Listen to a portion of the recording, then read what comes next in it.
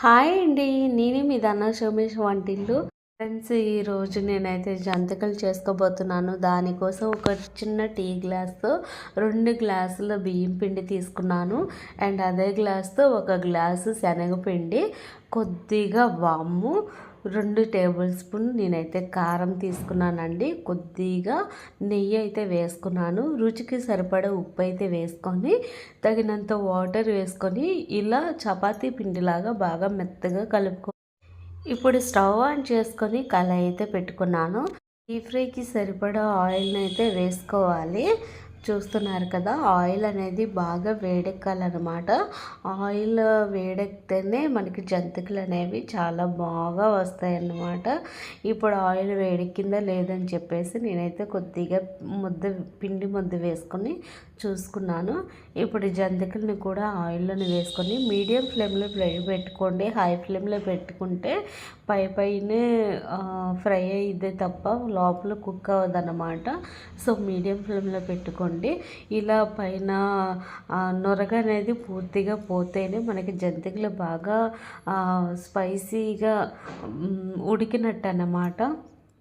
చూస్తున్నారు కదా, ఇలా పూర్తిగా పైన బుడగలు అనేవి నొరగ అనేది పోవాలన్నమాట.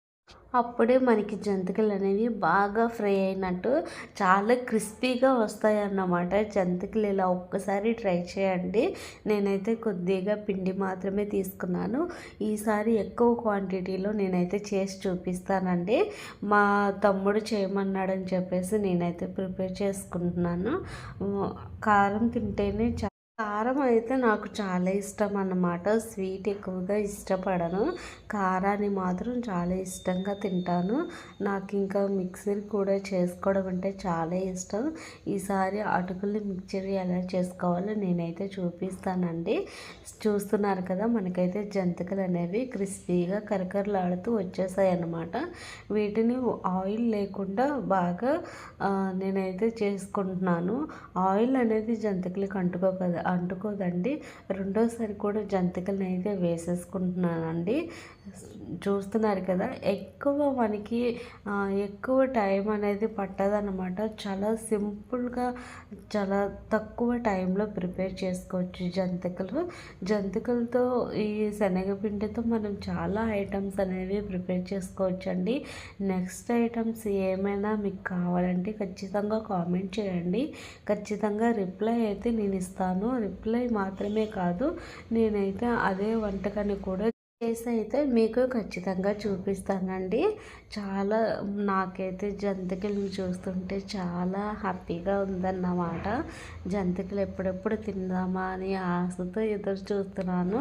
కొద్దిసేపు పూర్తిగా చూస్తున్నారు కదా, ఆయిల్లో అయితే నొరగ అనేది పూర్తిగా పోవాలండి. అప్పుడే మనకి కరకరలాడుతూ క్రిస్పీగా ఉండే జంతికలు మనకైతే రెడీ అయిపోయినట్లు అన్నమాట.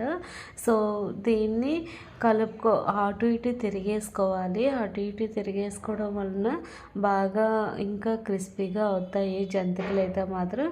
వాము జంతికలు ఎలా చేసుకోవాలో మీకు నెక్స్ట్ వీడియోలో చూపిస్తానండి. మిగిలిపోయిన పిండితో నేను ఇలా చిన్న చిన్న బాల్స్ వేసుకుంటున్నాను. మిగిలిపోయిన పిండిని కూడా నేను ఇలా వేసేసుకుంటున్నాను. ఇవి కూడా చూస్తున్నారు కదా, నొరగ అనేది పూర్తిగా పోతేనే అవి కూడా క్రిస్పీగా క్రంచీగా అవుతాయి అన్నమాట. సో మా వీడియోస్ కనుక మీకు నచ్చినట్లయితే లైక్ చేయండి, షేర్ చేయండి, సబ్స్క్రైబ్ అయితే ఖచ్చితంగా చేయండి. కామెంట్ మాత్రం చేయండి, నేను ఖచ్చితంగా రిప్లై ఇస్తాను. చూస్తున్నారు కదా, ఇవి కూడా నాకైతే క్రిస్పీగా వచ్చేసాయి. జంతికలను మనం విరిచేటప్పుడు ఎలా ఉండాలంటే, మనం ఇలా చేత్తో పట్టుకొని ఇలా స్మాష్ చేయగానే అవి స్మాష్ అయిపోవాలన్నమాట. నాకైతే ఇన్ని జంతికలు వచ్చాయి. తక్కువ పిండే తీసుకున్నాను కదా. చూస్తున్నారు కదా, మనకి జంతికలు అయితే చాలా క్రిస్పీగా వచ్చాయండి. చాలా టేస్టీగా కూడా ఉన్నాయి. So watch. Thank you.